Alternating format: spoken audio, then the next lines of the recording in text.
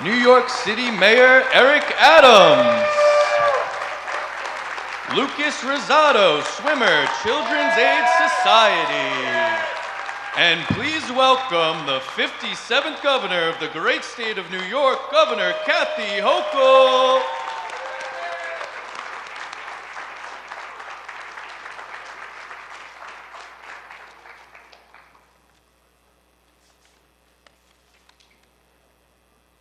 I'm Lucas Rosado, a 13-year-old Latino from East Harlem.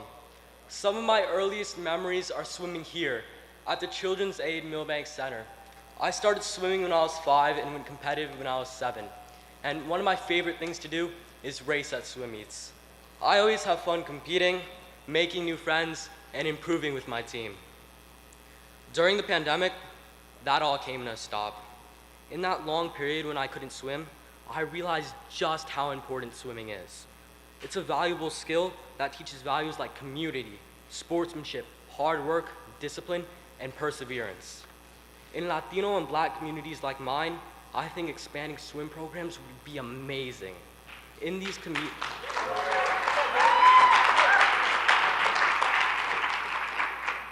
communities, a reduction in obesity and drowning rates is greatly needed, and providing young people access to pools and lessons will help them experience the numerous physical, mental, and social benefits that swimming has to offer.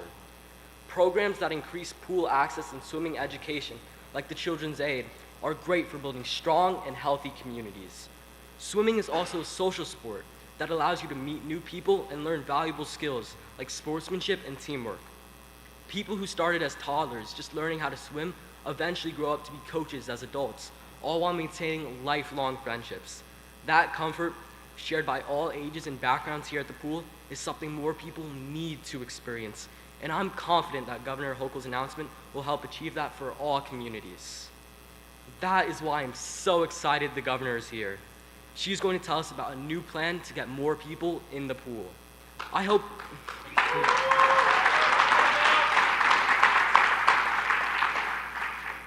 everyone in New York can get a swimming pool near them and learn to love being in the water just like I do. So please, join me in welcoming Governor Kathy Hochul.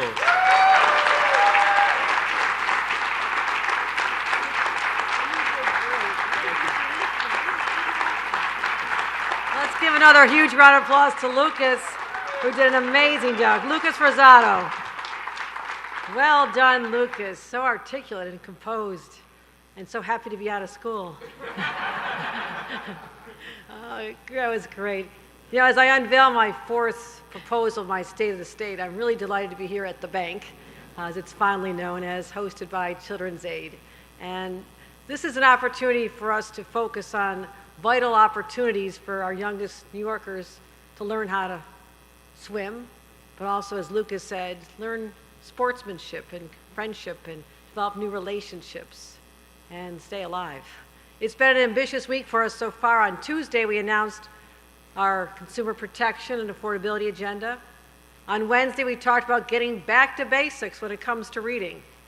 Yesterday, we focused on moms and babies, on how we're going to focus on maternal and infant mortality.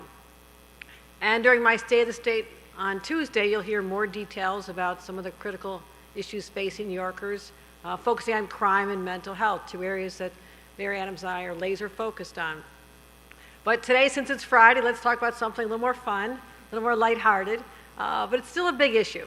It's an important one because it's an issue that we talk about is fun, we can make a splash with it, but it's also how we can save more lives. We're launching New York Swims, a bold effort, you guessed it, to get New Yorkers swimming. We're going to invest millions of dollars to build new pools and swimming facilities all across the state to help every New Yorker learn how to swim and keep people safe in and around the water. And I do want to thank the partners who have made this happen and are so supportive, starting with our great mayor. Mayor Adams, thank you for being such a proponent of helping young people learn these skills, because we've lost too many young people. There have been too many stories, especially here in the city, of young people who did not know how to swim. They go off one day and never come home, and his families are just absolutely ripped apart. And the mayor knows this, and that's why he's here focusing on getting one of his proposals over the finish line. Phoebe Boyer, the President and CEO of the Children's Aid Society. Thank you, Phoebe, for inviting us.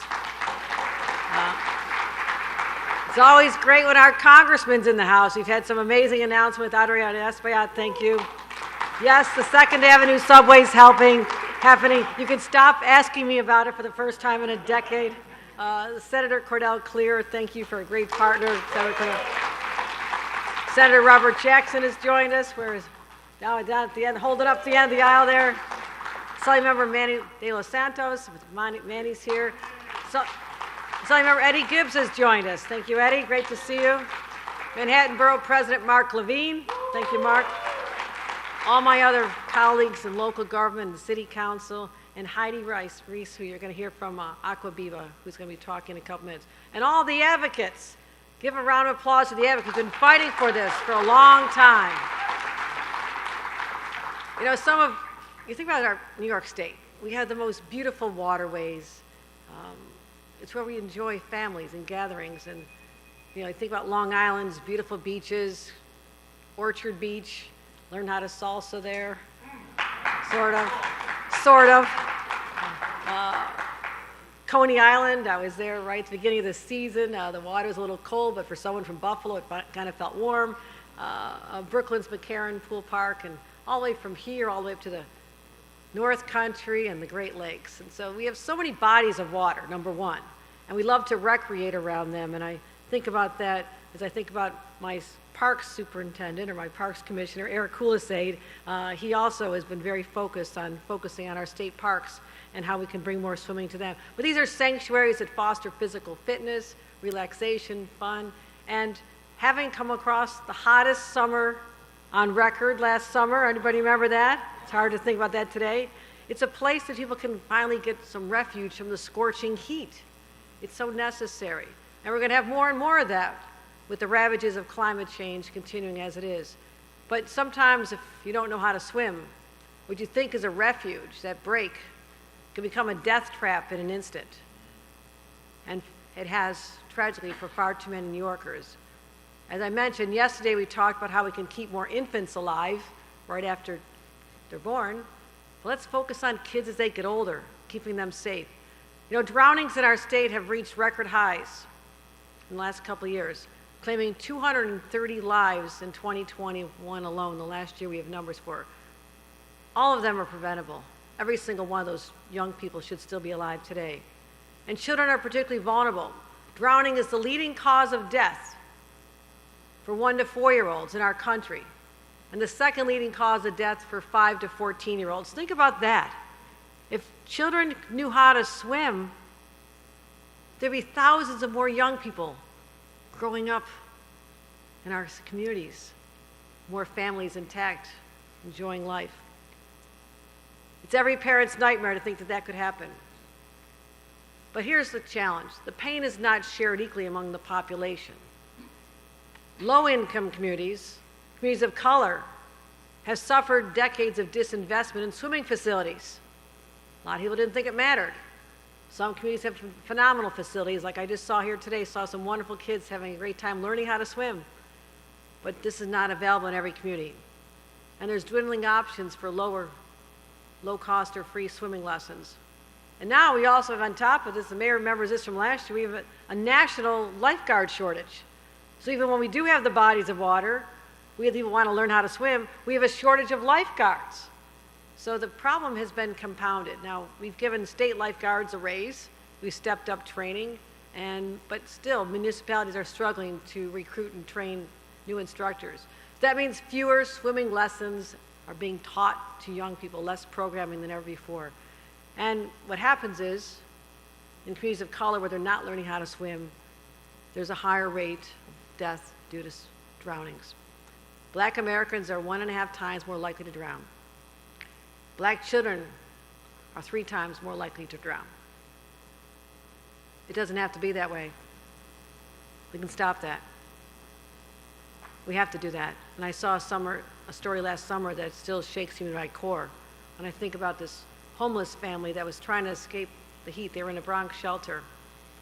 They had to leave because it was undergoing inspection as well, and the residents had to clear out. It was one of those heat waves. It was about 90 degrees. And the mom said, let's make it a day at the beach with the kids. She took her teenage sons to Coney Island. They thought it was an oasis, a place to escape, feel connected as a family, get out of the shelter system.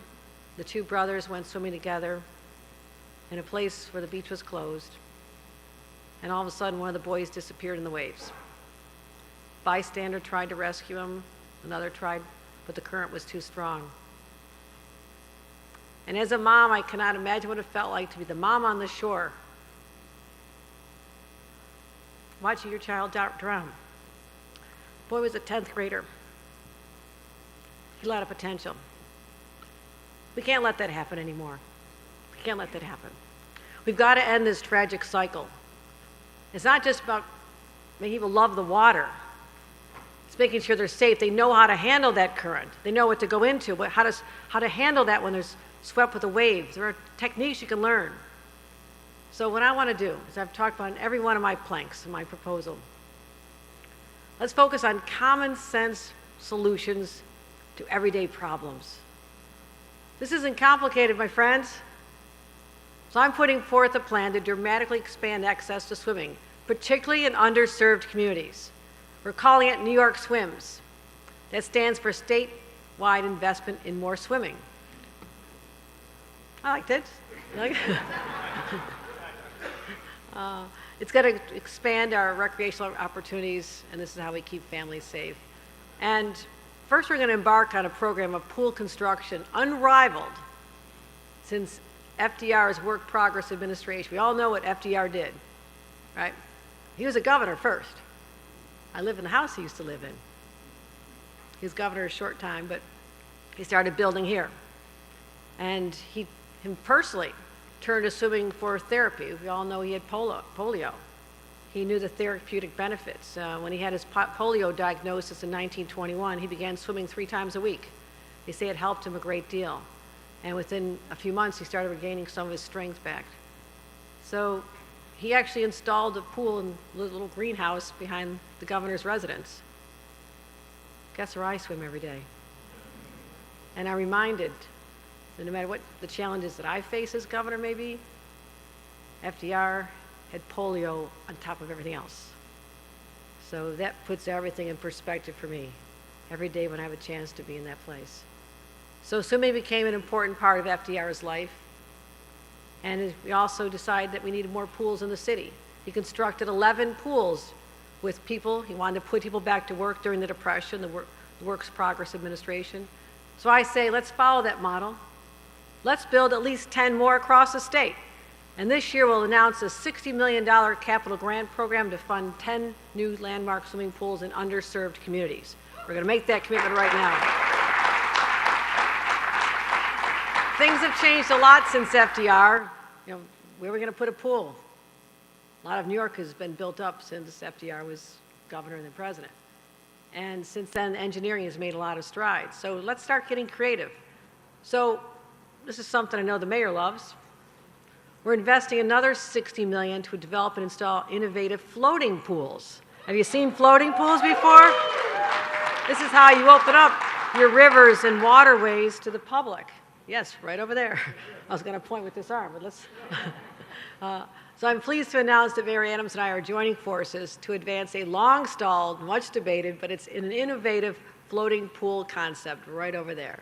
It's called Plus Pool, and it'll allow New Yorkers to swim in clean, filtered water right under the city's skyline. The state will contribute $12 million. The city committed $4 million, and will ensure that the pool will be open for testing next summer and for swimmers the following summer. So how does that sound?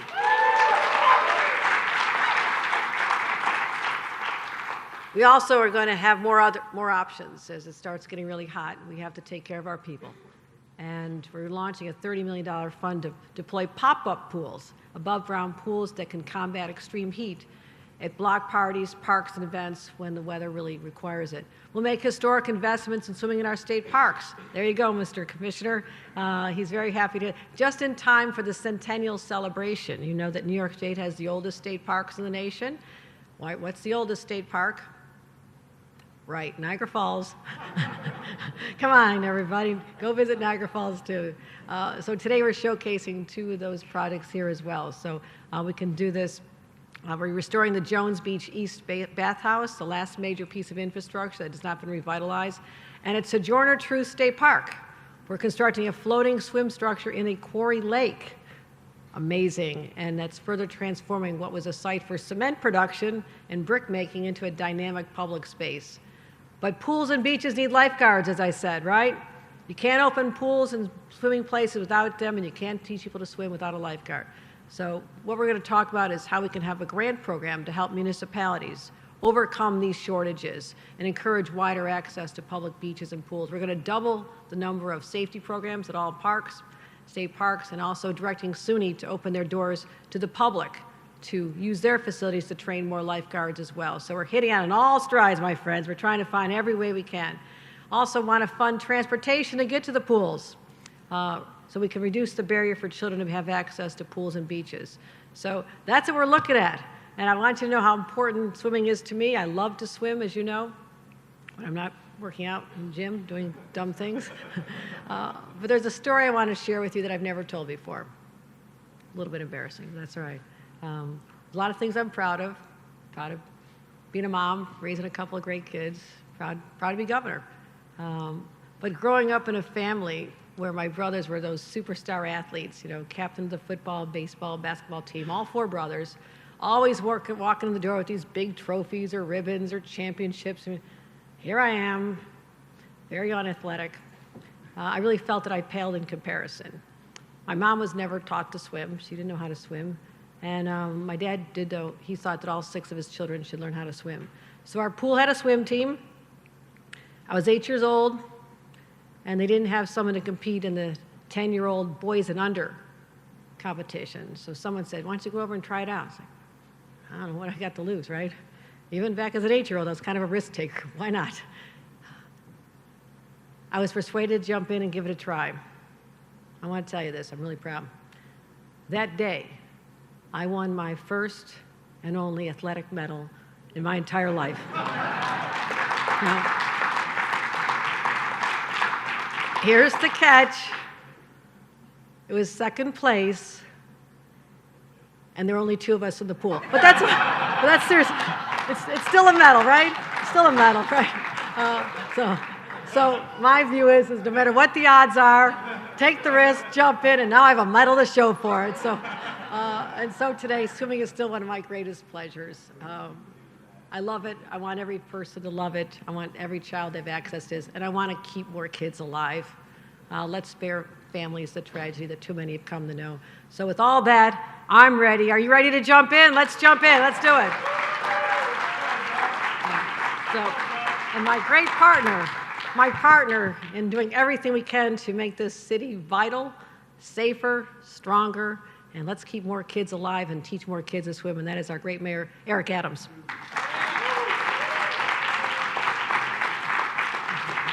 Love that story.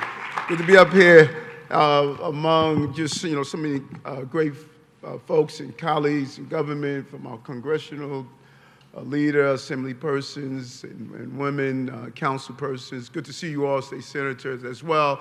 The governor really just touched on something that I think is so crucial that many of us don't really realize sometimes. We have normalized the inequality that is pervasive in our city, and we've normalized it.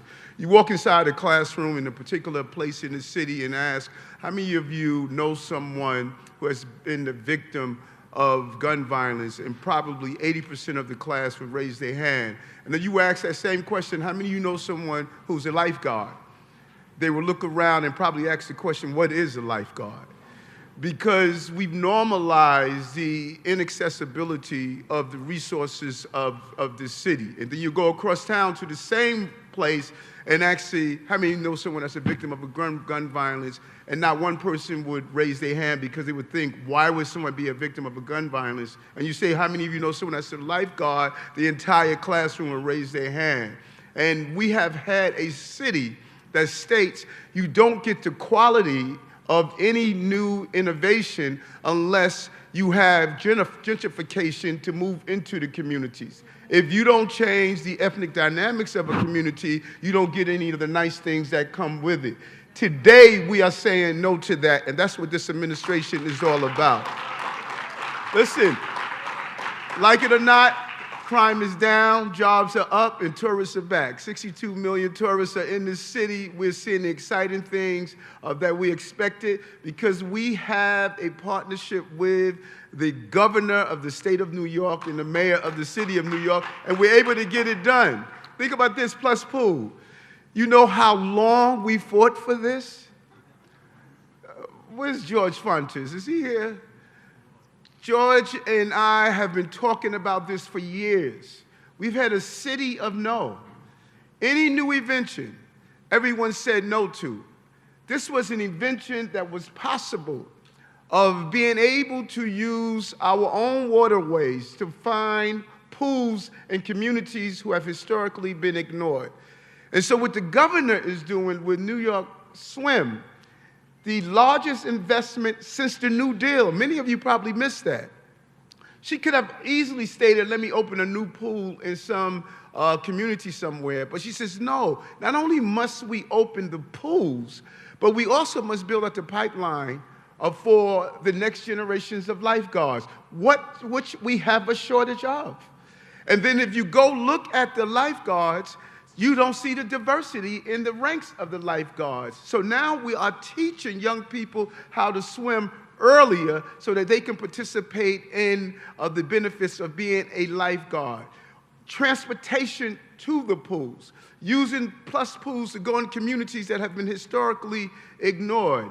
I joined an organization as borough president called Swim Strong, where they were talking about the benefits of swimming.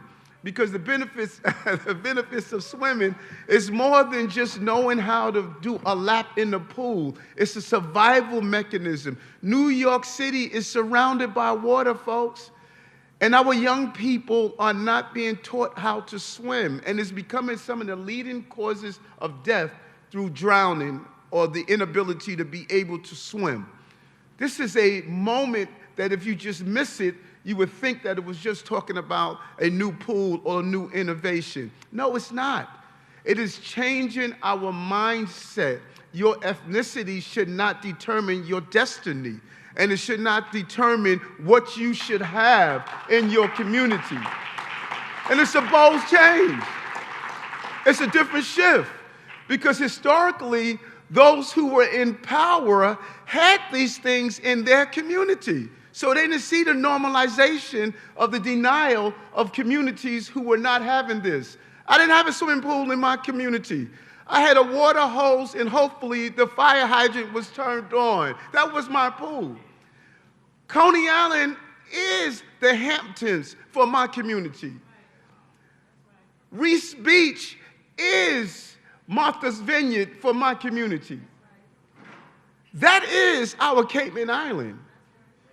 So until you have folks that came from places to understand how you can give things to people that need them, that is why it's important for all of us to be elected in office, because no one understands what our communities need more than we understand what our communities need, because we know what our communities have been denied. Kudos to you, Governor, for this aggressive stance of making sure that we can diversify the resources and accessibility to the nice things that the city and state has to offer.